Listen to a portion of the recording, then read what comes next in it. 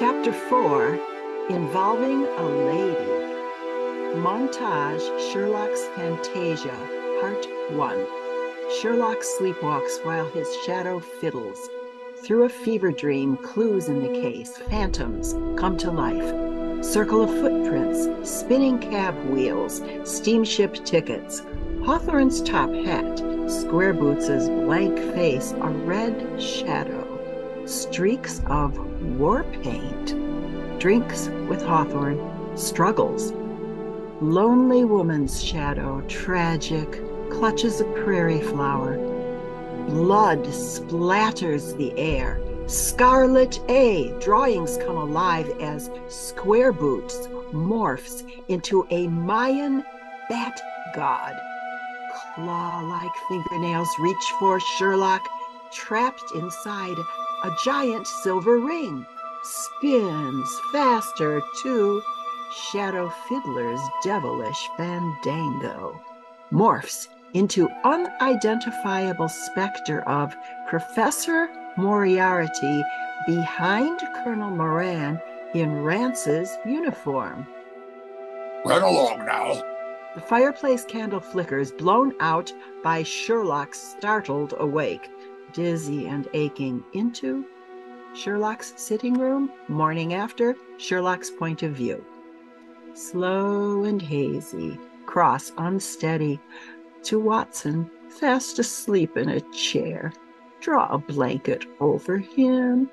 Reflected in the dresser mirror behind Watson, Sherlock quickly dresses, quiet, awkward with his wound, continues off into Montage, Sherlock's Day, interior wire office, magic lantern slideshow. Sherlock telegraphs the Cleveland police. intercut montage, Watson's Day, mix of live action and slideshow. Watson awakens, finds himself alone, reacts concerned. Sherlock's Day, interior newspaper office. Sherlock places a classified notice. Watson's Day, 10 a.m., morning newspaper, coffee and toast. Mrs. Hudson sighs, familiar routine. Watson's watch ticks loudly. Time passes slowly.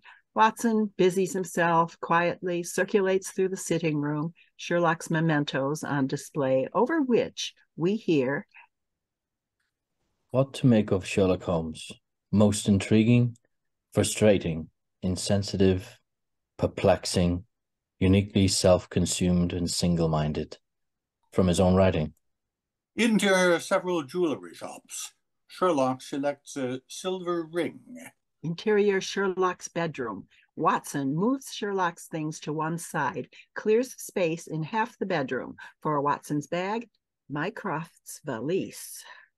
A man's brain is an empty attic. Stock it with the tools of work in the most perfect order, and you shape your environment. Bury useful knowledge under whatever fool lumber comes along, the environment shapes you. Interior haberdasher's shop. Sherlock inquires with the clerk over customers' records. Watson's Day, noon. Shepherd's pie. Mrs. Hudson sighs. Watson's watch ticks louder. Watson examines Sherlock's test tubes. Interior university laboratory. Sherlock tests blood samples taken from the crime scene wall.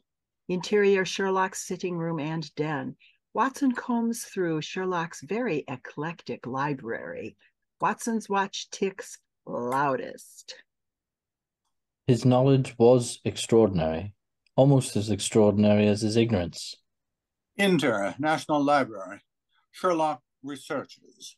Botany books, strains of prairie flower, history and religion, ancient Mayan myths and ritual symbols, newspaper archives, yellowed American journals. Behind Sherlock, the background morphs into an American prairie, homesteaders, lynch mob, epidemics, Native American genocide, Ki'iche legend, bat god attacks warrior brothers, split moon. Watson's Day, 4 p.m., tea and biscuits. Mrs. Hudson sighs, resigned. Seated by the window, Watson reads, distracted. Sees outside the noisy hustle and bustle. No sign of Sherlock. Watson's watch ticks, deafening. Exterior park. Sherlock relishes a busker's fiddle performance. I have no room for any fact which does not further my work. Interior wire office. Sherlock receives a reply, reacts to good news. Interior Sherlock's sitting room, 6 p.m. Dinner sits untouched. Mrs. Hudson sighs. Watson's watch, a ticking time bomb, almost explodes. Watson reacts, throws a book, smash against the door as Sherlock enters. Broad smile, hums the busker's tune, sniffs the air, plops down, immediately digs into Watson's meal. Mrs. Hudson, you have outdone yourself again. As you say, Mr. Holmes. Mrs. Hudson sighs, curtsies, and exits. When I awoke, you were gone. The music in the park was almost exhilarating. You went to a concert. One fiddler hardly constitutes a concert, but is excellent for clearing the mind. In your condition? Dear fellow, do help yourself to some of Mrs. Hudson's most delicious steak and kidney pie. The plate is empty. Sherlock consumes the last bits.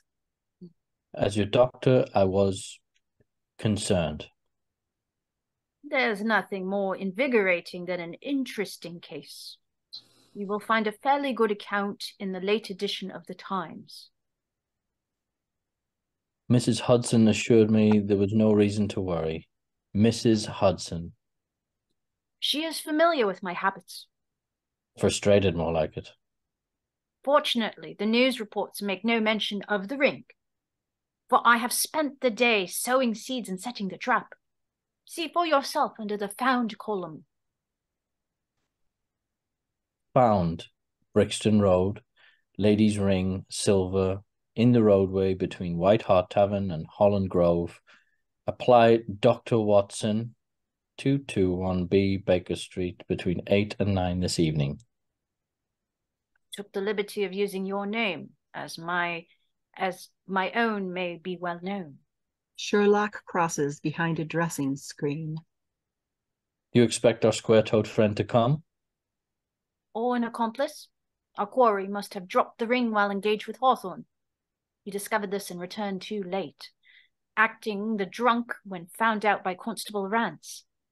The police did not connect his ring to the murder. It would be too happy to resist if the ring were lost in the road. After he left the house, he will convince himself. He wants this ring. We must prepare ourselves. He will find a revolver upon the bookcase. Sherlock reappears casual in his dressing gown. The plot thickens, Watson. I cabled my contact in the Cleveland police. His response confirms, and we are on the right path, and yet... Sherlock crosses to a violin on the mantel. You play the violin? Will that annoy your condition? A well-played violin is a treat for the gods. Played badly, my word. Is this a genuine Stradivarius? 'Tis a gift from a client. Yes, a client. I shall give you one piece of the puzzle. My profession. Since I am the first of my kind. There have been a great many detectives since the dawn of time. Policemen. Hired muscle with ready-made answers. They find the facts to fit and ignore the rest. I am the world's first consulting detective. You witnessed me under unique circumstances in the field. More commonly, my clients present their case to me here. I provide a solution. They supplement my bread and cheese quite handsomely. And the police? Lestrade is not a wise man, but will rise to the top, thanks to my consultation several times a week. He overlooks things, of course. In special cases, interesting cases, I venture forth to examine for myself. A painful scrape of the violin. Watson reacts. Sherlock half smiles into a virtuoso performance. Watson reacts overwhelmed, interrupted by off-screen doorbell. Voices downstairs, footsteps on the stairs. Our man is here, ahead of schedule. Not early. With a short and tired stride, he is several steps behind us, as usual. Come in, Lestrade. Sherlock opens the door, surprises Lestrade before he can knock. In his hand, the Times turned to Sherlock's notice. Absconding with police evidence is a criminal offence. Cough her up, Mr. Holmes. No hope fooling you, Lestrade. Good luck translating the inscription. Inscription? Shapes and symbols inside the ring. A dead language, Aztec or possibly Mayan. All you now require is a dead translator. Always the clever one, ain't you? You being most helpful, like a hound at the scent, but the hunt is best left to professionals. Agreed. My friend Watson was wary, handling stolen goods. But the fox is in the tree, and here you are, Lestrade, to professionally supervise. Aye, Mr. Holmes, and as you'd see us police-made fools, I don't mind waiting to see a fool made of you. There you go, Watson. All proper and official. Now, Lestrade, if you will watch from concealment. Pistol at the ready. Only, I beg you, do not act before the trap is snapped. Sherlock ushers Lestrade into the bedroom. Watson's chair faces the entrance, slightly ajar. When our man comes, speak calmly. Do not stare too hard. Pistol in your pocket. Leave the rest to me.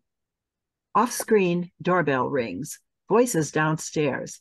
Sherlock assumes his standard spot between mirror and window. Sherlock's reflection in the mirror reacts to off-screen footsteps ascend the stairs, uncertain and shuffling. Soft, feeble tap upon the door. Sherlock and Watson trade uncertain looks. Sherlock nods. Come in. The door slowly creaks open. From the shadows, we see ancient Irene. Stooped and heavily wrinkled, she hobbles. Shaky fingers wave the newspaper advertisement. Aye, it's this has brought me good, gentlemen. A ring in the Brixton Road, as belongs to me gal Sally. Married only this time 12 month. Her husband the steward aboard a union boat. Aye, Lord, knows what he'd do.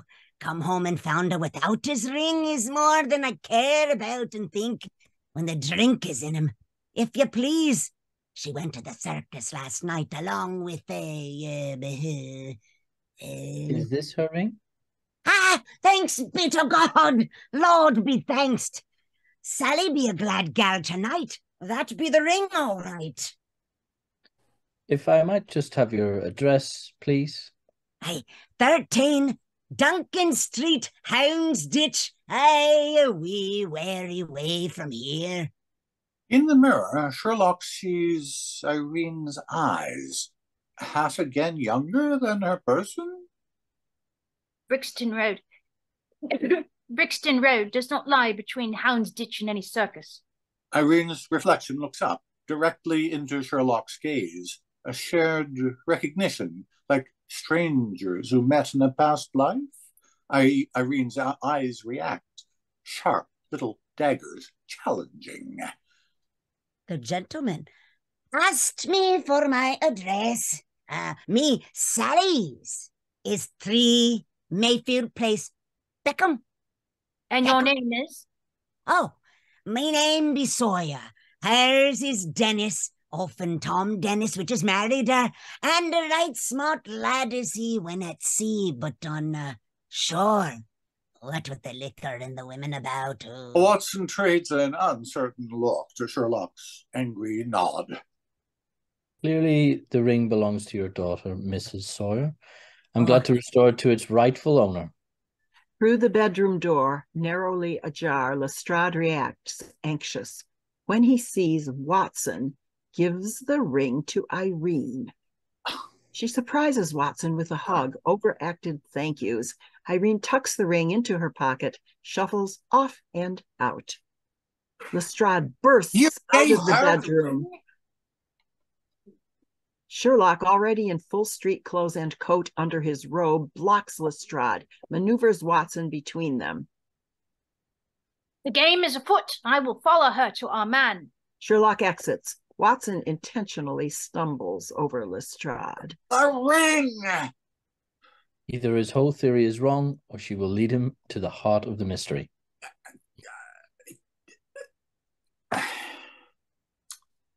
Mr. Holmes is usually right. Exterior, Baker Street. Irene hobbles down the street, her foot gone lame. Irene leans against the wall. Rome. She hails a passing hansom, beyond which Sherlock sleuths along the shadows, sneaks closer to hear. "I take a load off me weary legs, what give out under me, sir, and drive to 13 Duncan Street, Houndsditch." Irene climbs in and out of sight. The driver waits a long beat for his passenger to settle in. Finally, a knock from within. The hansom turns and heads down the street past Sherlock, who slyly hops on the hansom's rear carriage as it passes Irene Adler, youthful, fashionably dressed, with theatrical flair. She casually strolls the opposite direction, the sly smile she flirts with. Sherlock on the hansom reacts, outfoxed. Exterior, Duncan Street. Sherlock hops off before the hansom comes to a stop. Driver opens the cab door, surprised to find the hansom is completely empty. Driver reacts, curses. You mean that tottering old woman got out of a moving cab without being seen? Old woman be damned. Interior, Sherlock's sitting room. Watson frowns, rebandages Sherlock's gun wound. Sherlock reacts angry as hell, then bursts out laughing. We were the old women, so neatly taken in. I don't mind telling a story against myself.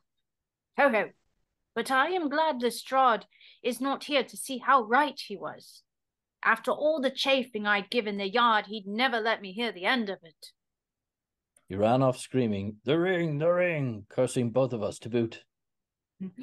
Good thing I gave Lestrade the counterfeit. From his pocket, Sherlock produces the silver ring. Highly unethical. True. The engraving was poorly copied and may have flawed the accomplice, but its flaws will be quickly visible to our square toes.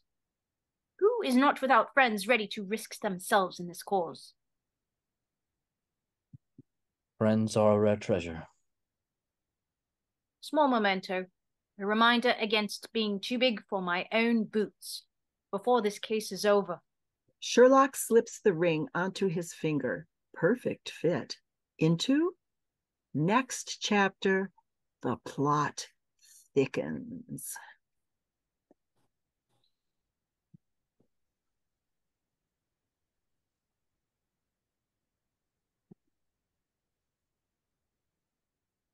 Yay.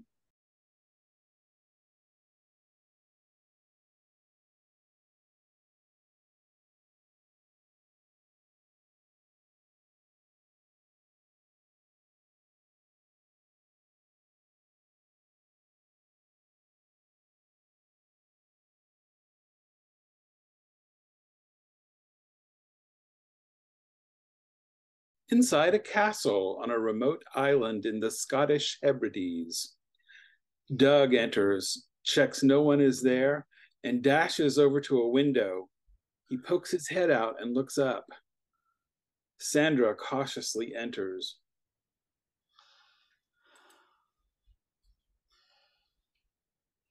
Doug, let's get back to the group. In a minute. Well, this room's not part of the tour. I paid good money. I deserve a good gander. The owners might disagree. Well, they opened the place to the public. What did they expect? respect for a rope barrier. Barrier? Huh? Single span of limp velvet can't block access. I just stepped over. Well, I squeezed round with the good grace to feel guilty. You Brits are adorable, Sandra. I love your reluctance to give offense. Is that why you married me? No, but I suspect it's partly why you married me. Can we go now? Well, if these folks want to keep intruders out, they need a stronger deterrent. Such as? Look up there, under the battlements. See those openings? Guess what they're for? Drainage. While Doug and Sandra look out the window, Elspeth enters behind them, wearing hunting gear and carrying a brace of pheasants. Pouring boiling oil down on your attackers' heads. Eek. Well, that's how you stop an incursion. With brute force. Hate to disappoint you, but yon holes are purely decorative-like. Well, the correct architectural term is machicolations. The only stuff that's ever rained down from him is rainwater. Please excuse us. Nay, bother. Now, regardless of the architect's intent, the machicolations look perfectly functional. Man could easily drop boiling oil down, or any other weaponized liquid. Aye, the new owner can stand on top of the tower with his willy out and have a pee. What on earth for? Marking his territory like. Has the castle been sold? Not yet. I was imagining a worst case calamity. The guide said the place has been on the market for years. A crying shame, it is. Well, if there are no takers, lower the price. The business has nothing to do with me. Are you the gamekeeper? I'm reduced to shooting pheasants. That's hardly keeping them. Well, I believe keeper refers to protecting the estate from poachers. Right. I made a right hash of that and all. Huh? I'm dead skint, forced to watch tourists trample all over me inheritance. Oh, you're Elspeth Murray. The owner. Not anymore. The bank rules the roost now. Oh, I'm so sorry.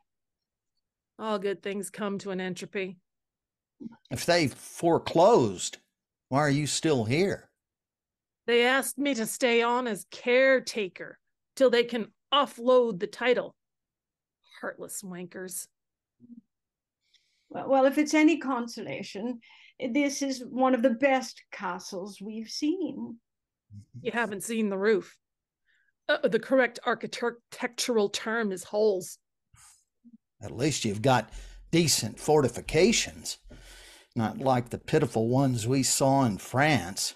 Oh, you loved Carcassonne, with its endless walls. Oh, a single exception.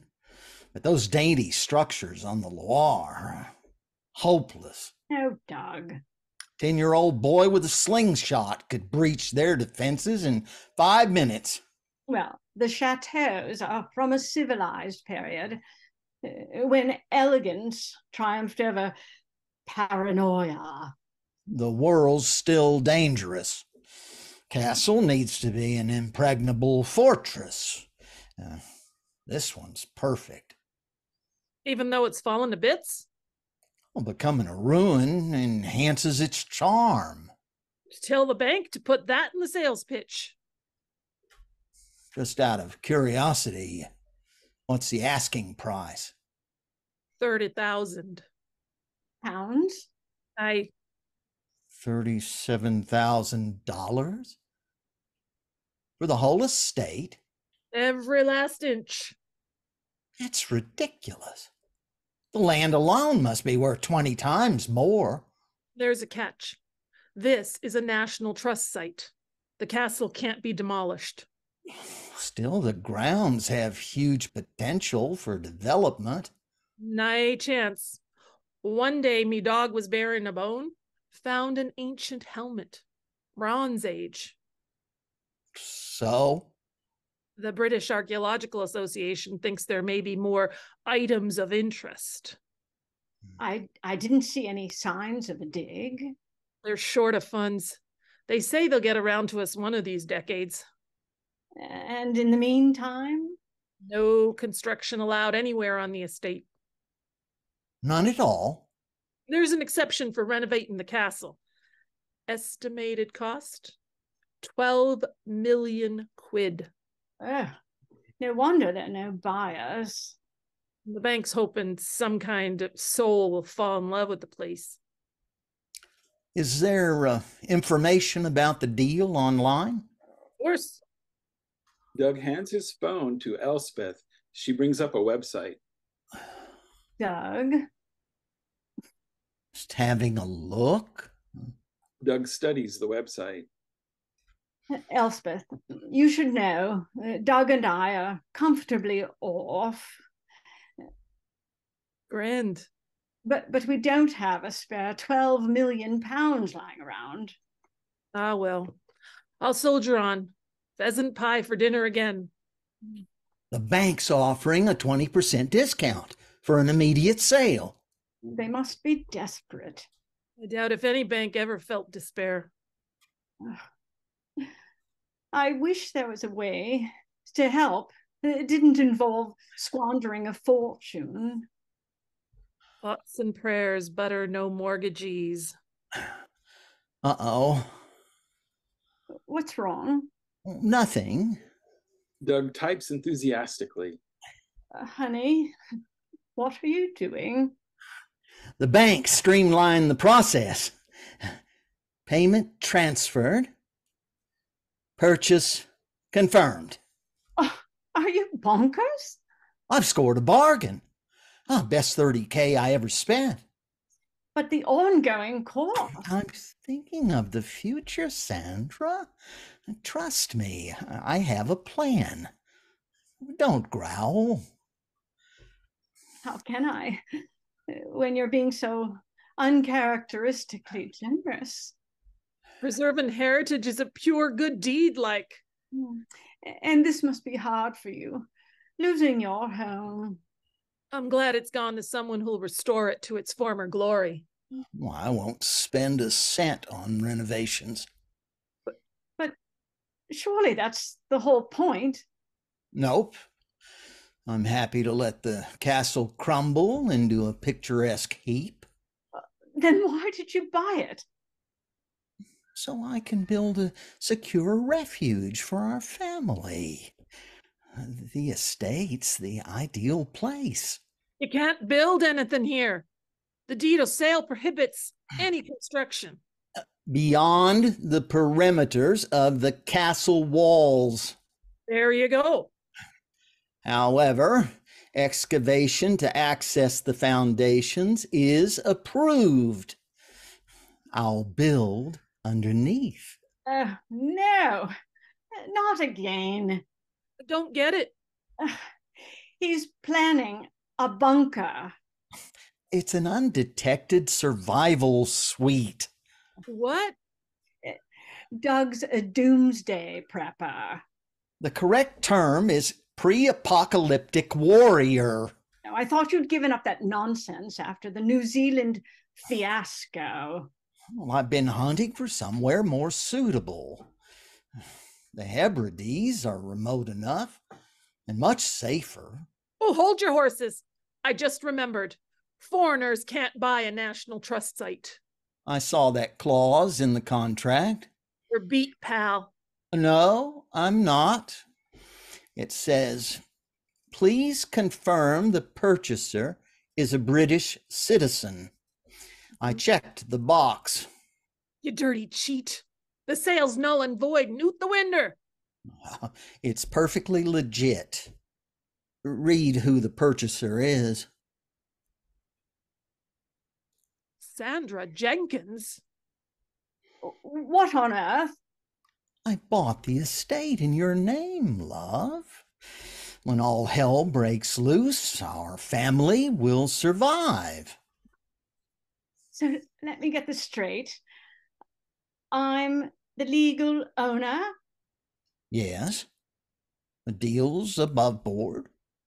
So I can do what I like with the property?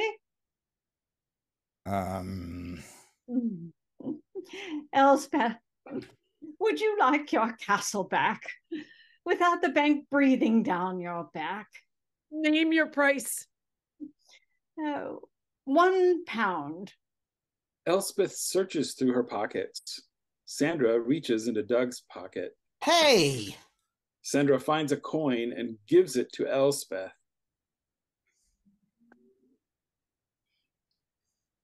I'll pay you back, Doug, unless you'll be wanting to donate to the restoration fund.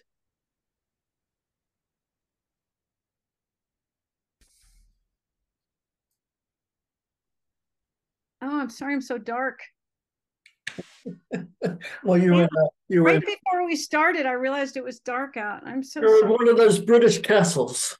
Oh, dang it. And I meant to reach over to get my light on, and then I thought it would be too much. Oh, crap.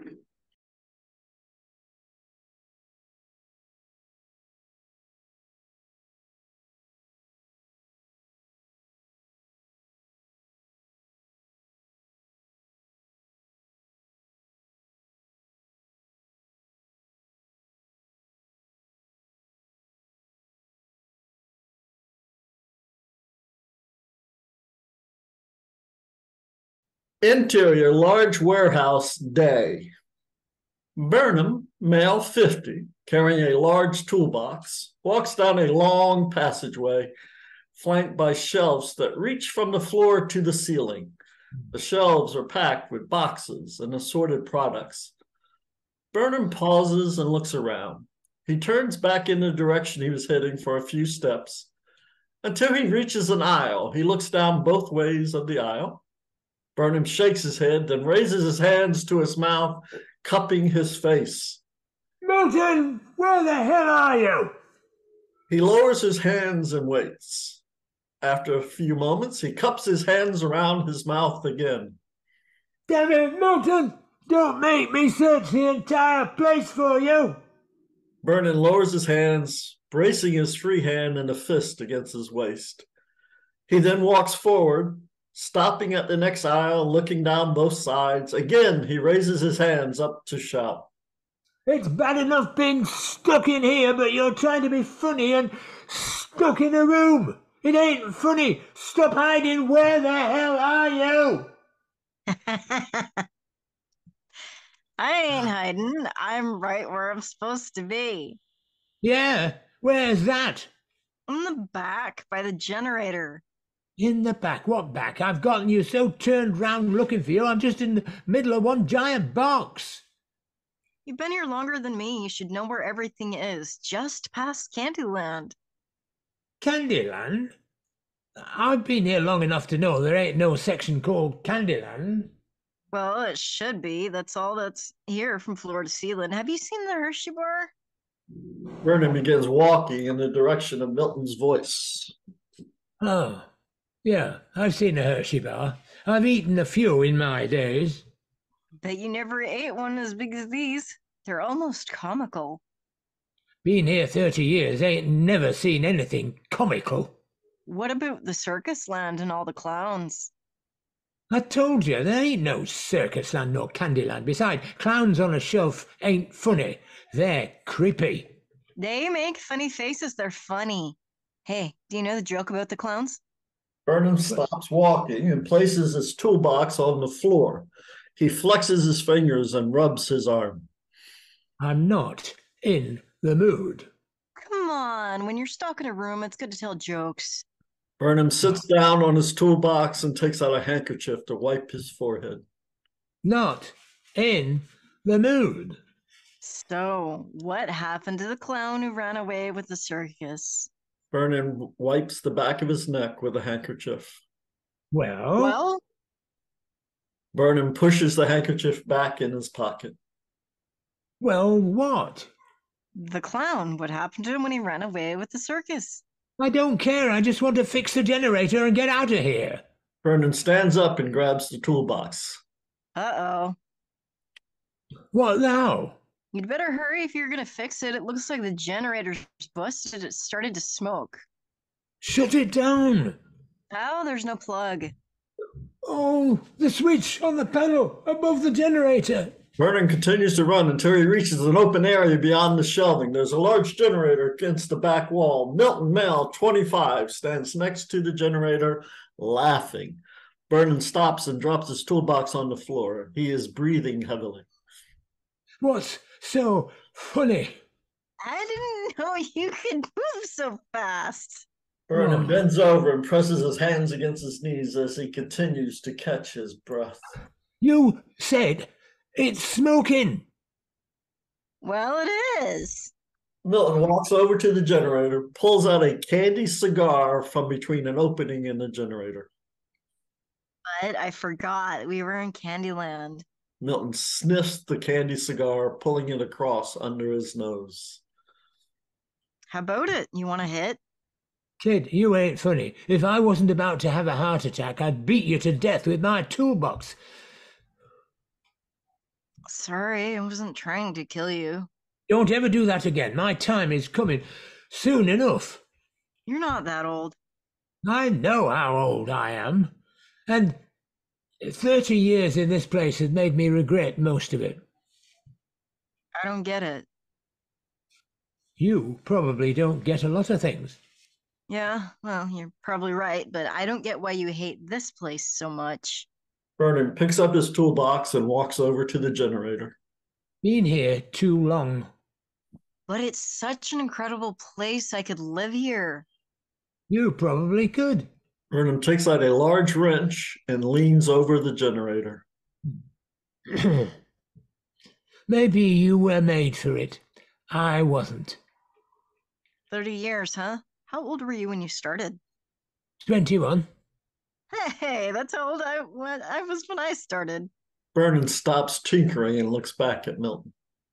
Then let me be a warning to you. Can you get the level out of my box? Milton moves to the toolbox. Sure. Milton takes a level from the toolbox. He hands it out to Burnham. I need you to check the level on the generator as I make some adjustments. Milton stands the level on one end, perpendicular to the generator, and squints at the level. Looks good to me. That's not how you use it. Lay it out the long way. Milton lays the level flat on the generator. Now, watch the bubble. It needs to be centered between the two marks. Oh, it's not really centered, but... Wait for me to make the adjustment. Milton nods his head. Burnham reaches over the top of the generator and begins tightening some bolts on the other side. How's it looking? Almost there. Wait, just a little more. Stop. That's it. Perfect. Burnham walks over to the level and studies it for a moment. He looks back at Milton. Right. What, you didn't think I could read a level? I had some serious doubts. Now who's joking? I ain't joking. Okay, you go ahead and be Mr. Grumpy Old Man, but I know it's not really who you are. Burnham begins to put his tools back in the box. You know very little about what you know. And what you know is nothing about me. I know no one stays at a job for 30 years if they hate it. 25 and 4 years on the job. You think you know everything. I know enough to know that I will never know everything. But look around you. This place is magical, floor to ceiling. As far as the eye can see, everything is here. If you want to know anything, this is the place to discover it. It's like a warehouse of secret knowledge. Take another look, kid. This here is a warehouse of the obsolete. Everything here used to be on a shelf somewhere else, some place that couldn't get a premium price, so we got auctioned at bargain bids and shelved here, waiting for the market to change, waiting for someone to turn garbage into treasure. It's all a treasure. It's a history of want and desire, a treasure trove of society's search for pleasure. It's an oversized box of greed and the failure to meet the obsession of material want without any understanding of the simplicity of need. Everything here was made. It didn't just pop up from the ground, it was made to fill a purpose. Everything here had a purpose. Had a purpose. Look at this. Vernon opens his toolbox, lifts out one section of tools, and sets it on the floor. He then pulls out a worn-out book from the bottom of the box and hands it over to Milton. Milton takes the book and begins thumbing through it. He looks up at Burnham. Kind of a strange book. What is it? I got that the first year I started here. It's a phone book. That's why the numbers? It's a book about phone numbers? It's what people used to use to look up phone numbers and businesses. I got it to find parts for the things as they broke down. I haven't taken it out of this box for well over 20 years. Milton hands the book back to Burnham. Burnham takes the book and thumbs the pages open and closed. Why not? It's obsolete. Now there's cell phones and internet. This book is so old, many of the numbers have probably been changed or reassigned. It's obsolete. As useless as everything in here, as archaic as an old man. Could I have it? Why? I think it would be fun to call some of the numbers just to see what may be on the other side. Still trying to find magic in the antiquated? Magic only exists if we don't stop looking for it. Burnham hands Milton the book. Milton smiles and takes the book. Now, I gotta show you something. Milton moves into one of the aisles. 30 years, kid. I've seen it all. Milton returns carrying a comically large Hershey bar. See, it's huge. Isn't it amazing? It's excessive. It's an obsessive want beyond any threshold. You don't really see it. This is a child's fantasy come to life. Children don't buy anything, their parents buy it. And with good reason, most parents don't see this as a good thing for their child, unless they want their children to die from diabetes.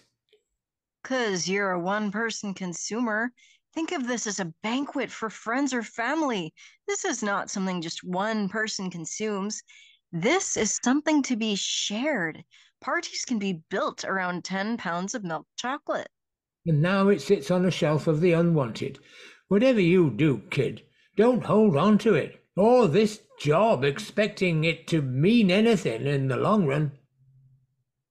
I don't think it's the job you hate so much. Wrong again. I think it's you. You're crazy. I'm the only thing I can tolerate. This place, this job has not changed in 30 years. You got that right. The only thing that changed was you. Huh? I think you hate the person you've become. Maybe you do hate the job, but you probably hate more that you didn't leave. You hate that you gave up. Gave up? What did I give up? Magic, life, joy, change. At some point, you decided not to look for more. You accepted the endlessness of the never ending. Look, like I said, you're 25. You don't know me. Every night I go home, I leave the job behind me. I don't want to install a hammock and live here. I ain't crazy. Might help to be a little crazy. What's at home? What do you mean? Friends? Family? Do you talk about the treasure here? The last thing I'm going to do is bring this mausoleum home with me. I go home. I eat. I watch some TV. I go to sleep. No one to share your thoughts with? Most people I know are dead. There's a whole world out there, millions of people you haven't met. Some are in here. In here? I've got no need to know anyone here more than I already do.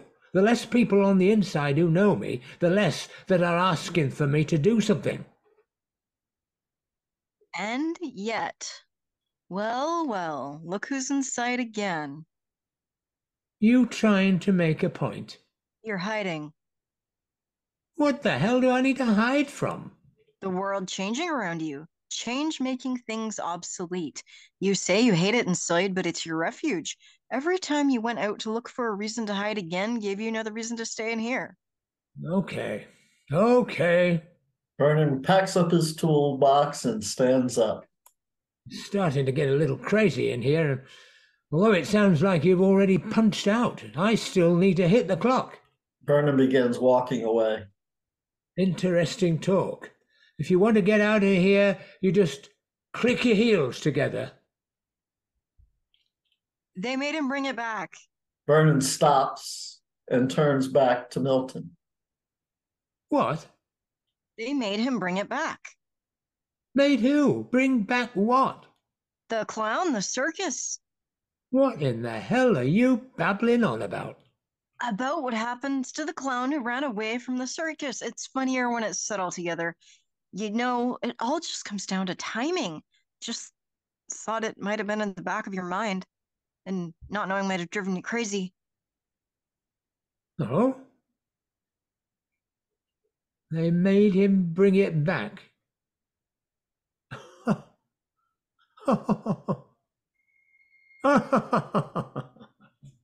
You're right. It's funny. And you're right, it probably would have kept me up all night. Well, now you can go home, eat, watch TV, and sleep. Have a good night. Vernon stands still. He looks around at the room, then at Milton. You know, there's a rule here. Vernon walks over to Milton and takes the Hershey bar out of Milton's hands. He drops the Hershey bar on the floor. If staff find any inventory damaged, they have first dibs on the item. Vernon looks up directly at Milton. You know, I think I've heard that. Without looking down, Vernon drops his toolbox onto the Hershey bar. They both look down at the floor, then up at each other. That's probably damaged. Probably. Shall we break into it? We shall. Vernon removes the toolbox from the Hershey bar and sits down on the toolbox. Milton sits on the floor, opens the wrapper. He breaks off 2 pieces, offers one to Vernon. Vernon takes a bite and smiles. Got any more clown jokes? I do. Why don't cannibals eat clowns?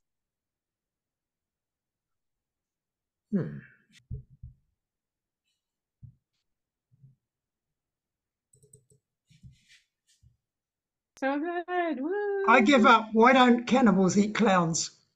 I don't know that joke. Because they taste funny. Ah. So good. I would have been working that one out all night.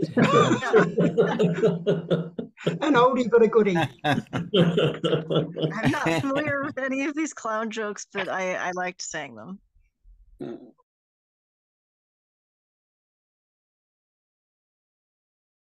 So, I guess everybody from Sherlock has left. Carol's here. Carol's here, and she had 2 parts, right? You're muted, Carol. A part and a line. Okay. Do you know? Well, they did ask to go first so they could get out, so I guess they all had to leave. Wow. Okay. Any comments? I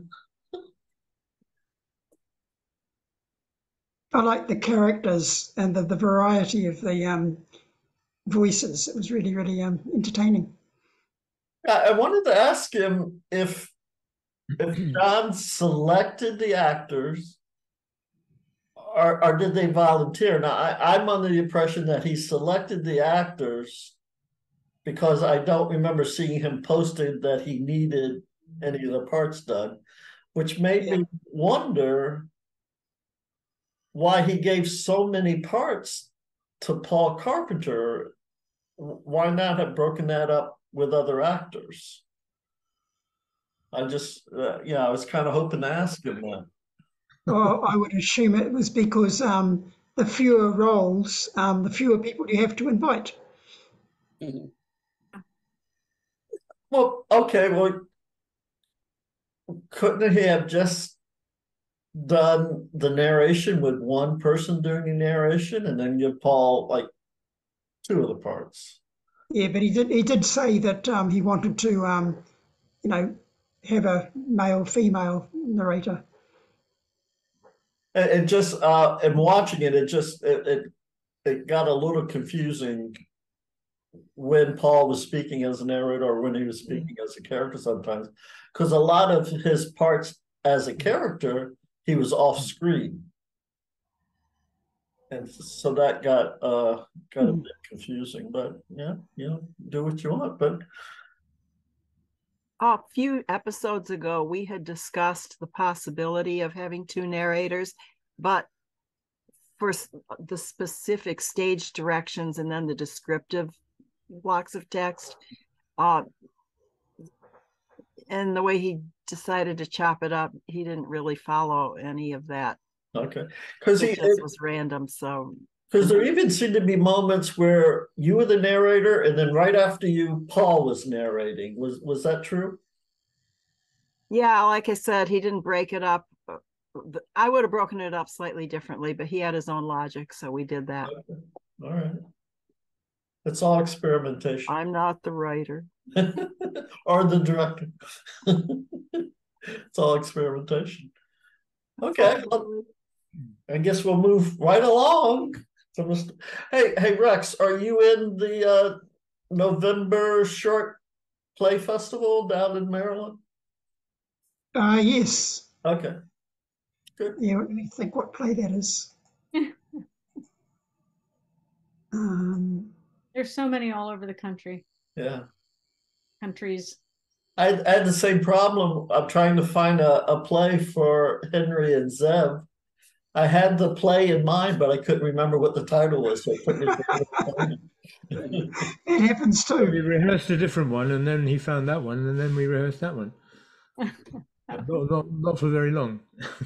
Yeah, the one the Amazing Theatre Company's doing is Rich Pickings, which is one we've done here.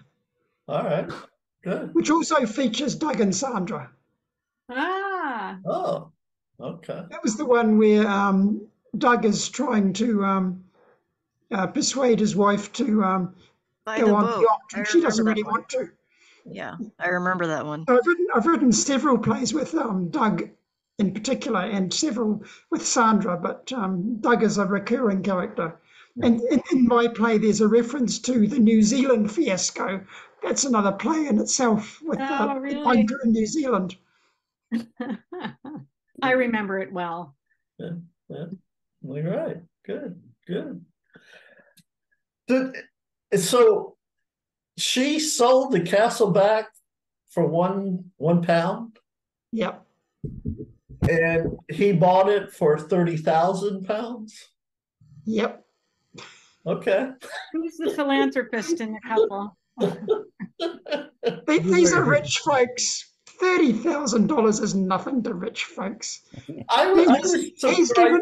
He's given away a super yacht because he loves his wife. I was surprised that the wife decided just to sell it back. I thought for sure she was going to say, well, since I own the property, we're going to rebuild the castle.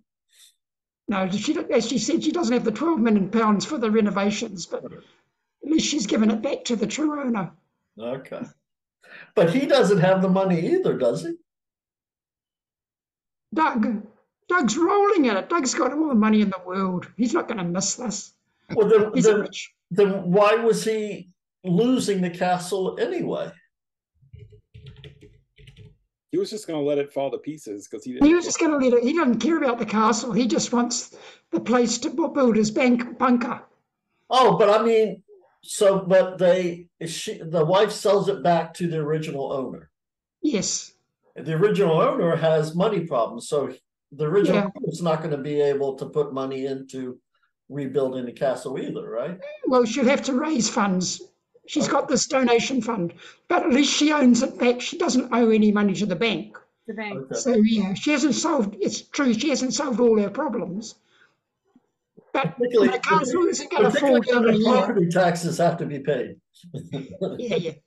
That's for another play. But at least she's got the castle back. Right. Don't overthink this, Stephen. Yeah. There's always a lot of things where you can think about. But in a 10-minute play, you can't explain everything. Okay. Good. All right. I was doing a good thing. My heart was in the right place. Okay. Absolutely. Yeah. Poor Doug, though. I mean, in the last couple of say something. Oh, you go. Oh, go ahead if you Paul. didn't finish. I'm sorry, Rex. No, you go, Paul.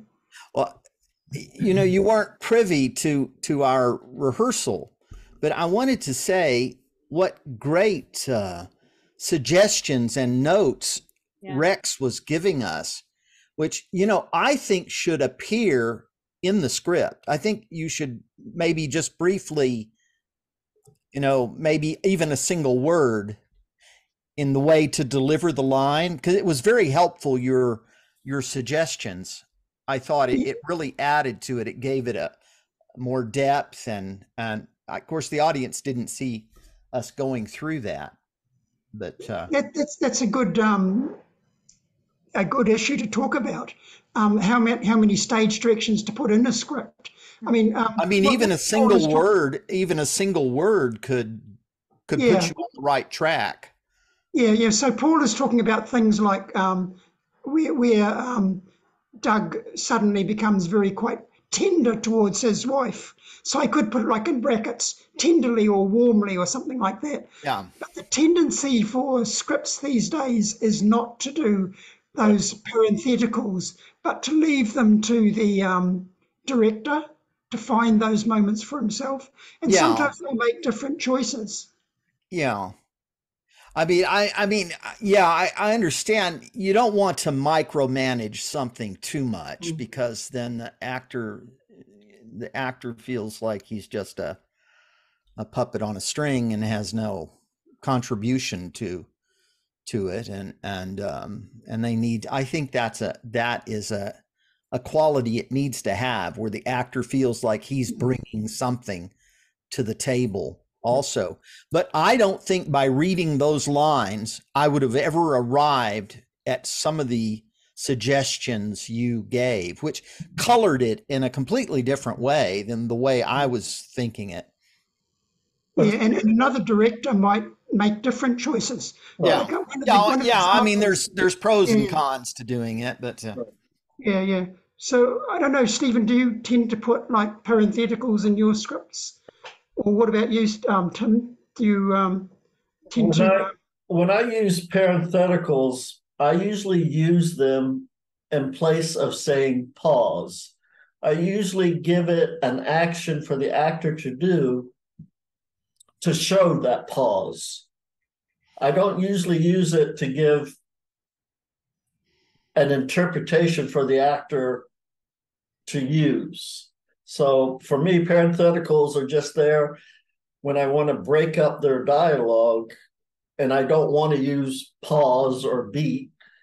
I give the actors something to do, like before they complete their thought or before they go to a different thought, there's an action that shows that maybe they're waiting or maybe they're thinking.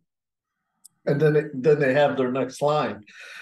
But yeah, if you know that you are only going to be the only director, then I can understand putting your direction in the script.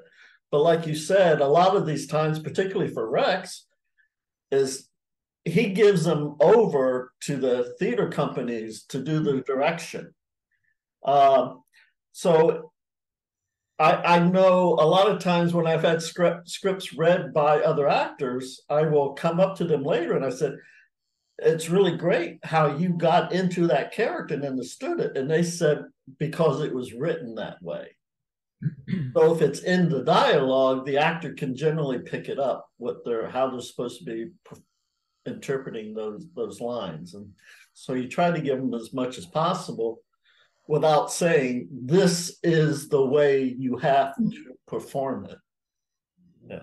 And like Rex was saying, you know, each director or maybe an actor may decide the character's going in a different direction. And I know Henry has had that experience with Shakespeare. He's done characters where he's interpreted them differently than most people play those characters. And he's been, you know, people have noted that and said, oh, you know, I never thought of that character being that way. But it's because he made that decision and that interpretation based on what was written.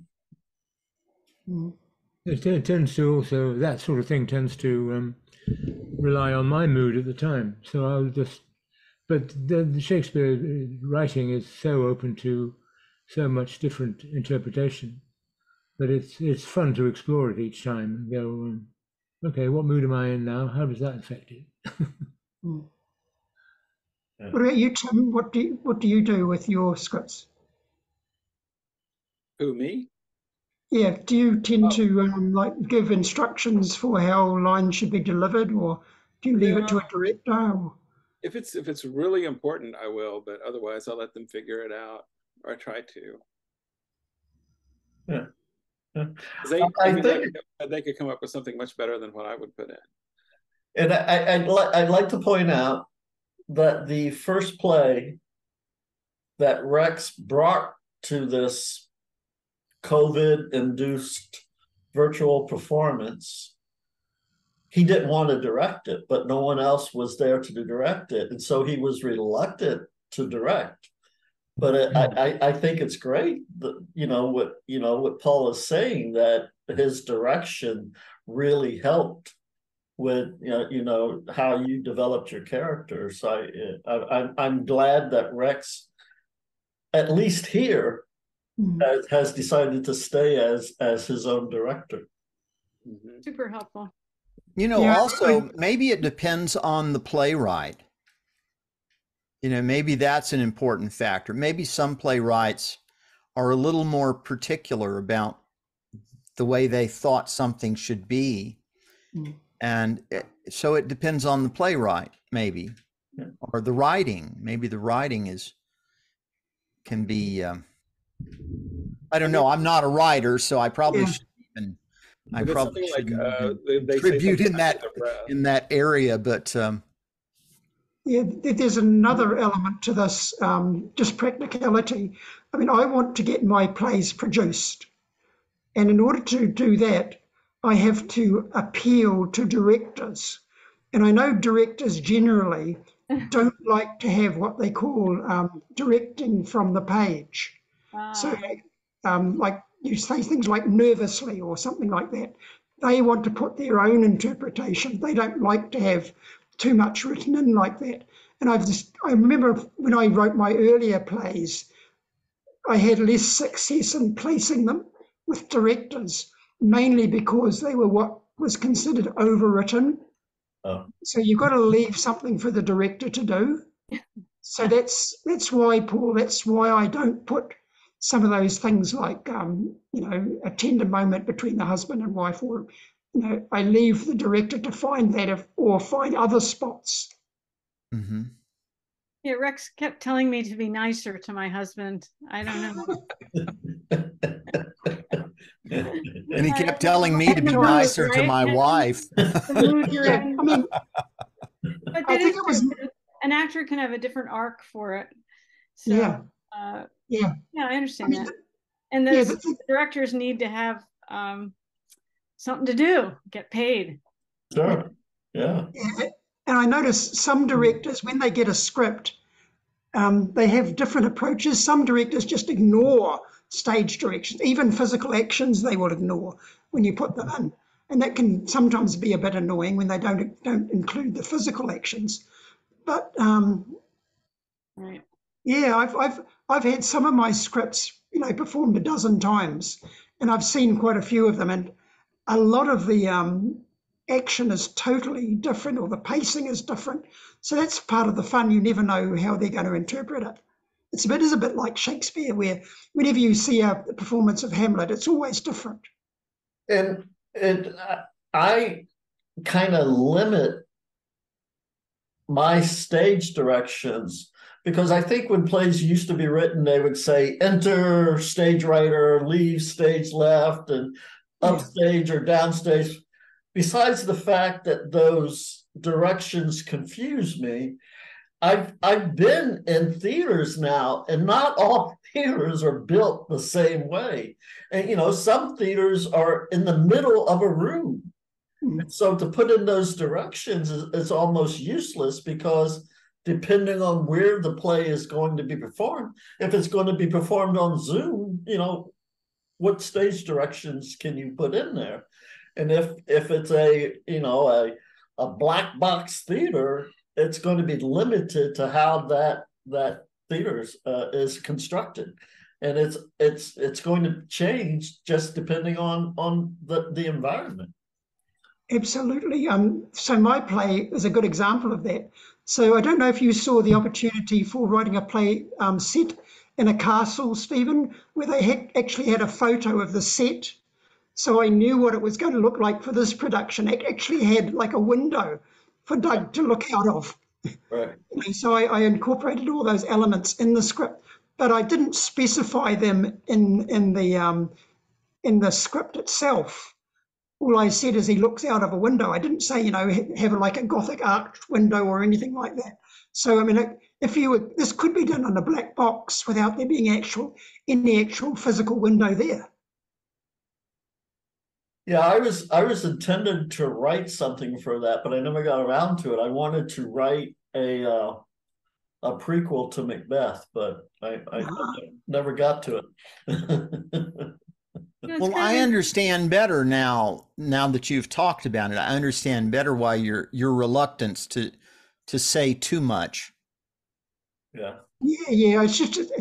It's the primary reason is it's just modern theatrical taste is not to have like long stage directions. If you go back to the old days when George Bernard Shaw or James Barrie were writing, they wrote huge stage directions, often with like political opinions in them, and they were used for the publication of the script for people to enjoy reading, and they were showing off their literary talent and writing the stage directions. But I just keep them as bare minimums, like she puts her hand in his pocket, picks out a coin. Yeah. You know, it's just actual plain describing the actions. That's all I do now. It's the same thing with screenplays. Sometimes people try to write in there close up, wide angle, shot, and they'll tell the writer, no, you don't tell the cinematographer how to set up the camera. You don't tell the director what shot it's going to be. I just want to very quickly say I work with other virtual theater companies, and one of them, one of the members, she's a screenwriter. She's a small time screenwriter who gets her stuff produced in festivals, blah, blah, blah. She spends her Sundays with us reading play scripts. She is a screenwriter. Her scripts are packed to the brim with what I would call stage directions, but that's not what it's called in a movie script. Packed to the brim. And I just want to take this moment to say I never learned how to acting for the screen. That's why my acting is so weird. It looks much better on a stage. I never learned how to read screen directions or whatever. I don't know them. So I just have to say her work frustrates me, and like, shame on me for saying this, but I've learned how to read her screen directions really fast and actually skip over them to get what I need. And I trying not to sound like a super diva, but I don't understand. So for you to say that it's not popular, it's like, have you seen her work? No, because you probably don't know who she is. And I'm just, that set something off within me. Whereas stage directions in theater, I know that. I do that. That's fine. And that's fine for her to do it if she's not giving it to someone else to produce or direct. If she's producing it and directing it, then put it in there, because she's putting it in there for herself. Yeah. If you're going to, and she's acknowledged that. Yeah. If you're going to try and get it produced by somebody else, they're going to tell you. They may even stop reading it, because, like what you're saying, it's hard for you to get through it, to get to what you really want to read. And they might not even read the entire thing and just kind of toss it because they'll look at it as someone who doesn't have the experience in writing. It just, and she's been doing this for over 20 years, and because I've asked her about it, and she just, is our film scripts supposed to have that level of detail? Because if a stage script did, everybody would stop reading and they would get really annoyed. Right. And she said, yes, you're supposed to, and I'm just like, okay. And then I saw somebody else's thing. She was adapting her play script into a film script. It didn't get in, but that was so much easier to read and understand, and I had actually a different take on the character as a result. So it's a thing, and thank you for letting me whine. Thank you for, that's interesting. I'm gonna have to think about that. I'm not a film actor, so this has been really an experience. I know I keep saying that after 4 years, but what I'm really saying after 4 years is I still haven't taken an acting for the camera class. Sandra, one of the differences with film is that it's a very visual medium. So there are more directions as such, but they should be always describing something that you see. Right. Sometimes, and sometimes sound effects, but it's that's the way that it's written. See or hear. It's a learning experience. Right. It's a learning experience, and the first couple of scripts I acted of hers in, I told her right to her face, I'm a stage actor. I don't know if I could do this. And she said, I saw you audition. Keep going. And it's all right if you want me. I read a lot for her. Apparently, I get her characters in like 2 seconds. But Sandra? Susan. Music was my field. And it's very interesting because classical music, where you have to play exactly what's on the page. But as a musician, the greatest joy is, like Henry said, you can put your own stamp on it. The most fun was figuring out a new piece of music and figuring out how to play it with my personality or with my take on the music and with my friends. That was the most fun when there was no conductor. But that's the greatest joy. So I guess as a composer or as a playwright or any kind of writer for a production, they have to trust their actors. And sometimes maybe they bring something new that they never even thought of. So it's kind of, you put it on the page and you let it go. And sometimes it works and sometimes it probably doesn't. Right. But symbiotic. Another good example of how the music world is different from the theatre world is, I don't know if you're familiar with the operas of Richard Wagner, but he used to write really elaborate stage directions about what should happen. But no director pays any attention to them at all, really, these days. If you look at all the well, that was written for a particular theater, right? And no conductor would dare change one note of Wagner's music because it's sacred. Or even the tempos they wouldn't change. So everything for the music has to be precise. But if he says, there are 3 Rhine maidens that are swimming around, he actually had people on wired contraptions swimming around like this. But if you see any production of the Rheingold now, there's dozens of different ways that they interpret that. Right. Make it fresh. Yeah. I was going to say there's 2 things actually. There's a writer in a group, a Nashville group that I go to online. We do 4 10-minute plays in a session, and the writer Claudia Barnett, Professor Claudia Barnett. I think Rex, you've had some with the Nashville group, haven't you? But she puts nothing in the script other than the dialogue, and she's there in the rehearsal, and there's a director and the actor, and if anybody asks her a question about it, she won't say anything at all. It's entirely up to people to interpret the dialogue, and it's wonderful because people yes, it goes that way. Wonderful. The other thing I was just going to say about the music is there's a conductorless orchestra called Kaleidoscope in LA, well, this part of California. And they also, except for the ones that can't, they all stand up while they're playing. And so the experience is extraordinary because there's such presence, because they have to be working together. And you also find that they tend to be swaying. And so it's all kind of going like a, so they can, yes. And they're playing new music, which is so kind of, a lot of it.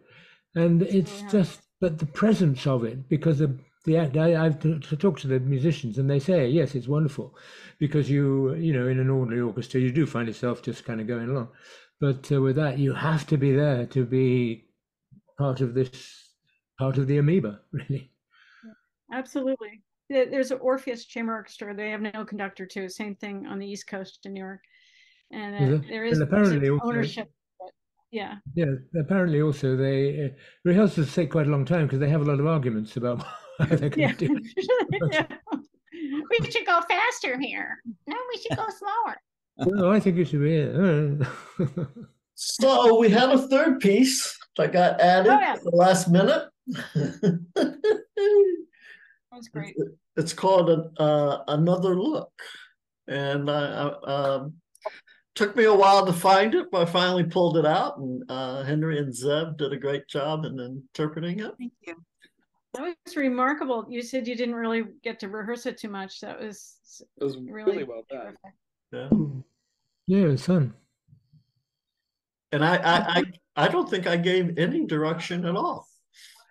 I will very quickly say I did ask for a note. I said, is Milton stoned? And Steven said, no, he's young and enthusiastic. And I said, oh, great.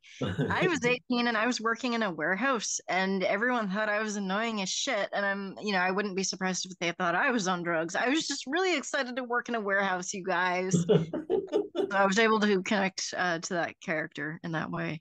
Yeah. And I think Henry, working with Henry is always a real treat. Played the part of a grumpy older employee who'd been there way too long. Yeah. You're a very recognizable character, that.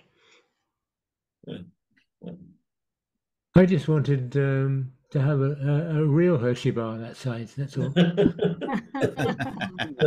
Come on, Steven. Yeah, it was great. Great writing. So how long I've seen the 5-pound ones and I recoiled. I like chocolate, but I saw a 5-pound bar and I physically recoiled. They're just so big. So big. But they're to be shared. My younger brother and I did not know that. That's the issue. My younger brother has always loved candy. And when he turned 13, so I said, I'm going to buy him 13 pieces of candy because he's already getting all the presents he wanted. And so the cashier looks at us as my dad and I are ringing up the items. And she said, what's going on? And I said, oh, my younger brother's turning 13. I'm getting him 13 pieces of candy. She immediately said, we have a 5-pound bag of Barbie lollipops in the back. Do you want me to go get it? And I said, yes. And my brother ate them. He is not the type, but he opened up the Barbie lollipops and laughed until he cried and then apparently ate them. But yeah, somebody else gave him a 5-pound bar of Hershey's, stealing my thunder, and he ate it within a week. He offered me some, but I was disturbed by how big this thing was. So the 10-pound bar, I have a good idea of what might that look like. It's a brick. How can a child eat one? I'm kind of on Henry's side about this. Yeah, it'd be human size. So next month, the fourth Sunday is the 26th. So I guess Thanksgiving, is that the 24th? It's the 23rd. 23rd. Okay. So is the 26th far enough away from Thanksgiving for everybody? I think so. Yeah. Well, Fine with me. We don't do Thanksgiving here. Oh, okay. All right. You do it at a different time of year. You could throw in your autumn holiday, Rex. You could throw in your gobbler one. course, it's not. What season is it there now? It's springtime here. It's springtime. Yeah, you're in the different hemisphere. Oh, lovely. Oh, I think I have got it. I've just been writing a script for another New York group that's got like a horror theme. So I think I might do that one. Okay. What's there? Mother and daughter play. Oh dear. Is Mother it and daughter role play could really go a lot of different ways. Is it for the drop and give me 10? Yes, it is. Do you know about that, Stephen? I will be there also with Carol. Okay, so have you you've only been given like about a week to write the play. I just finished mine yesterday. How are you getting on with yours? They have received the second version. Already? Yes. Wow. You're fast. Well, it sort of wrote itself, and I'm happy when it does that. They told me who my actors were, and I looked them up, and I saw Carol, and I went onto her YouTube page and looked at a scene that she had done, and that character sparked something in my mind, and I said, I can use that. And then the other actor, his name is Max, and I think he's certified in training theater writers and directors how to work with the LGBTQ community. I'm so glad that that's a thing. That's important. So I looked at a few things he did and decided I would try and incorporate some of those ideals into the piece. And he wrote me back, said he got the script, liked it, but there were a few things he was concerned about. And if we could talk, maybe we could work something out where he would feel more comfortable in the character. And I told him, sure. And we set up a Zoom meeting, which I was very apprehensive about because I thought I was going to be told, basically, you're this old white straight man who doesn't know anything and you got to change the entire thing. And I don't like this and you got to make, but it wasn't that way at all. It was just a few minor things that concerned him. And when I made a second suggestion, he said, yeah, I like that. That's great. That's the way I would want to read it. And it was a really nice, positive experience working with him and altering the script just slightly to make things more comfortable for him. So looking forward to it on the 29th. Yeah, and this opportunity is one where not only are you assigned specific actors, you're also given 5 prompts, like they arrive in an unexpected place, has to have a quote from a horror movie, someone has to be scared. So it really sets your juices going where you have to write something quite specific. Well, I have to say that I would say a large percentage of the dialogue was stolen from a list of 253 quotes from horror movies. Oh, well, I look forward to it. Can't wait. I have a feeling I'm going to be kind of self-righteous for a moment just because I think this movie is really underappreciated. It terrified people when it came out.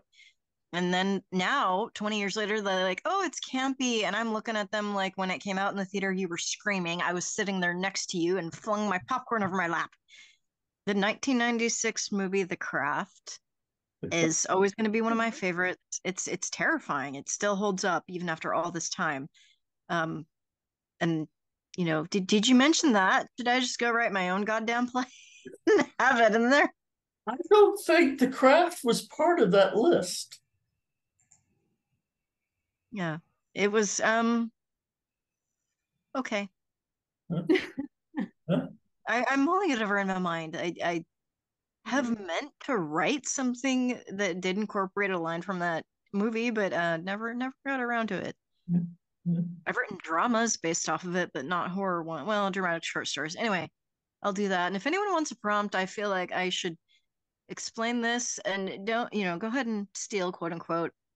There's a book I was going to read that touted itself as, if any of you know the clapping game CCO Playmate, Come Out and Play With Me, that was included in it.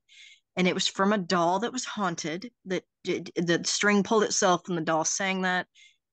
In a haunted house already. Fantastic book, right? Totally up my alley. I was going to have a wonderful time. And then the author made it into it ended in chapter 4, and then from there was a straight Alice in Wonderland retelling, which is not what I signed up for, god damn it. So I'm angry, and I'm trying to write my own story or play containing the haunted doll who sings the CCO Playmate all by herself within a haunted house. And if anyone else wants to do it, let's compare, let's see who does what. And mine's going to turn out really weird, but I'm okay with that. In real life, I hate doll horror. I can't stand it. If any of you are familiar with R.L. Stine, who is Stephen King, but for children, and he was very famous in the 90s, which is when the Goosebumps series came out. He wrote quite a few successful things about dolls, and they're upsetting to me to this day. I had to write a review of a book on it about Goodreads, or on the website Goodreads, and I said, these two dolls, they kill people. And they're screaming at each other about being married, and I don't like this book, and it's terrifying, and it's for children, and I'm an adult. When people were commenting and saying, no, it's still scary, I'm an adult too. So Rex, did you see Mary Benedict's suggestion about The Exorcist? No. It was kind of an interesting take. She said that she wanted to see a movie where the priest performing the exorcist is actually the one who's possessed. Ooh. And what he's doing is tormenting these young children who are not possessed. that would be like really good, but ugh. Yeah, I said I thought that I would totally see it. I thought that would make it interesting, and I think she's planning on writing one. Yeah, that could work. Yeah. It'd be an interesting take. Yeah, not for children. No. Especially if nobody knows until far into the film that is the case, kind of like The Sixth Sense. Yes. Yeah, that was a great movie. And if you could get child actors and work with them, this is possible while still keeping them okay. Like, I'm a living, breathing example of that. You can totally, you can explain to the kids that they're going to be in a scary thing, right? They're scared, they know that they're going to be scary and it's exciting, but you can still do basically Stanislavski training with them in a way that keeps them safe. I did that a bunch in theater, and it wasn't until I grew up as an adult and was like, it wasn't horror that I was doing, but it was like stuff that I definitely had a very different perspective on as an adult. Like, holy shit, they put me in what role now? My God, these were anyway, it was fine. I've never thought of that. I just automatically assumed that if you were an actor, not really, it doesn't really matter how old you are, but if you're on the other side of the camera, it's all fake. I worked with a theater company that I don't know if I've ever said this out loud, but I was describing it to somebody and she actually cut me off and she said, that theater company owned you, lock, stock, and barrel. They didn't let you go and they blah, blah, blah. And I'm sitting here going, I didn't say that. How did you know about that? How did you know that? And because she's familiar with these kinds of companies, they had all sorts of rules and we couldn't break them. But what they did with us was Stanislavski training about stuff that was kind of a lot to explain to a child. So instead they had alternate explanations. They couldn't tell us that we were, Dickinson orphans who were beaten, because a lot of us weren't old enough to know about stuff like that. So they put in some have you ever been scared of your older sibling? Okay, parent, and we were able to give really good performances based off of that. And it did not sound creepy when I was a kid, but now that I'm an adult, it's kind of fucking creepy. I don't know. There are directors out there who are able to direct really creepy things, but keep the kids safe. See also Interview with the Vampire. They cast children in the roles that are appropriate to do that. And I've watched interviews with Kirsten Dunst was the original Claudia. who is a child vampire. And the director worked with her and kept her, like, he got a performance out of her that she was totally fine with. You know, when your brother has a better toy than you, do that. You want to go play with it? Like, what a wonderful thing to say to a 4-year-old. She got it. They moved on. The theater company I was in did something very similar to that. And then once you turned into a teenager, they started to give you more, I don't want to say darker explanations, but I don't know how to explain it. Anyway, the theater company, it's not around anymore, but they were good. I'm glad I got that training. If I've ever made an acting decision that you liked, credit goes to one of the directors. Her name is Maureen. And if you've ever, not liked my performance, and that's me. However, unless you've seen me do something that is a female psychopath, a male psychopath, or anything that would take place in a Fatal Attraction movie, all me, solid me, me. I'm amazing at it. I'm trying not to sound conceited, but I've scared a couple of people. Stephen, I don't know if you remember in Play Club West, when Emily had written a play and Josh was directing it, they cast me as, you don't realize she's a psychopath at first, and then you're like, oh shit, it's written in the stage directions that she's about to stab someone. I was like, this is wonderful. They had never seen me do anything like that before. I did not go around bragging about it.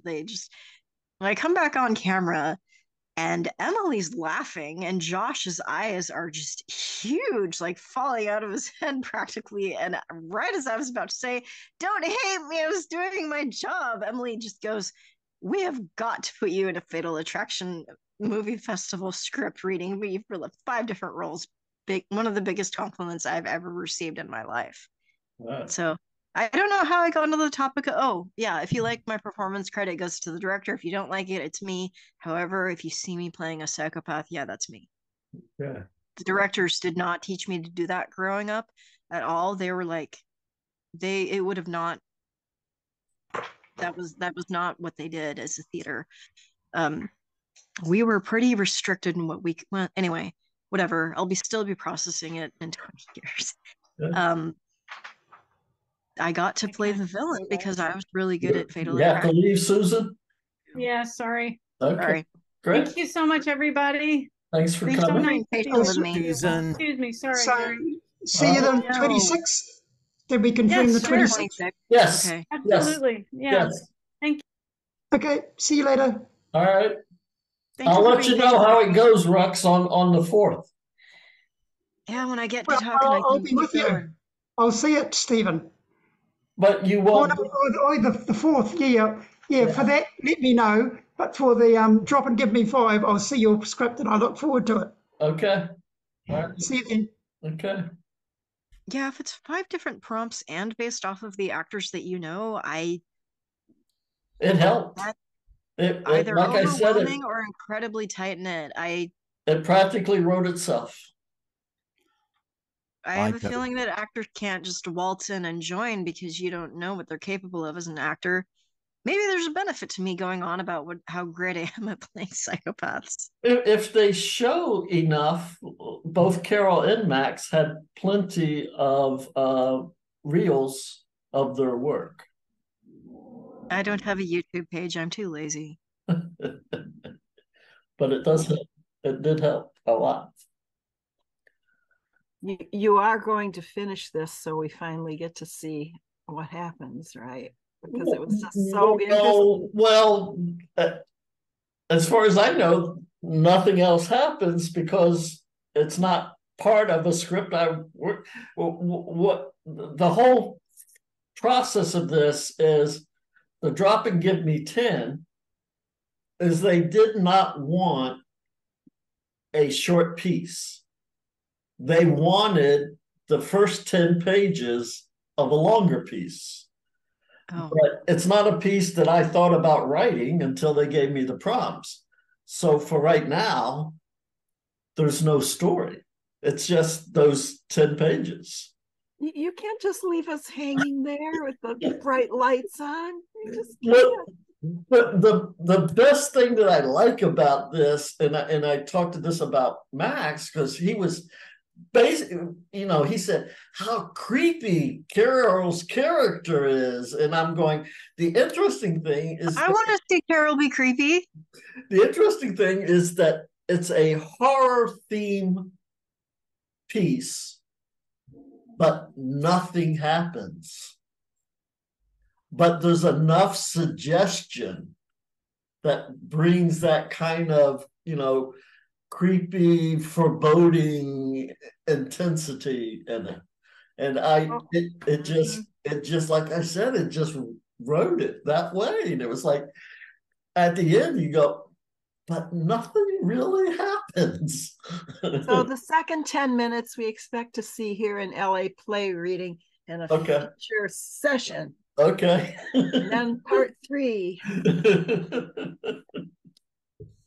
There is a lot of suggestive things that could happen. Yeah. I was happy with it, so I'm hoping that it'll play well. Play well with others. Yeah. Yes. Anything else going on with you guys? No. Not really, no. No. Not really. Oh, on the 29th, there's a live and virtual performance in New York. More selections from the Metropolitan Diary, which is a Saturday feature of the New York Times where they read all the stories. So, are you involved in that?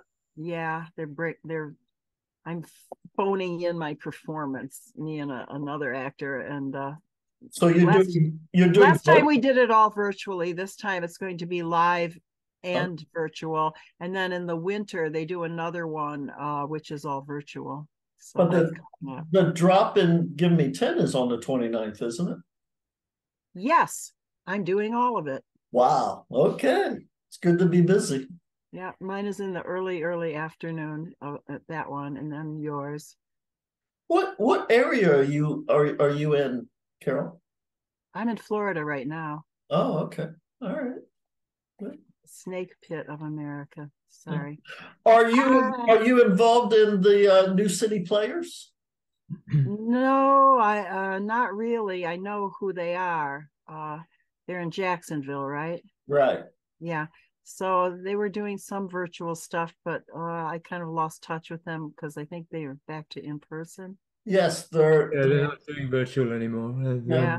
So the groups that, you know, started up during COVID with virtual performances and meetings, the ones that have kept on doing virtual, I still, you know, show up at those, but not the ones who have reverted back to live.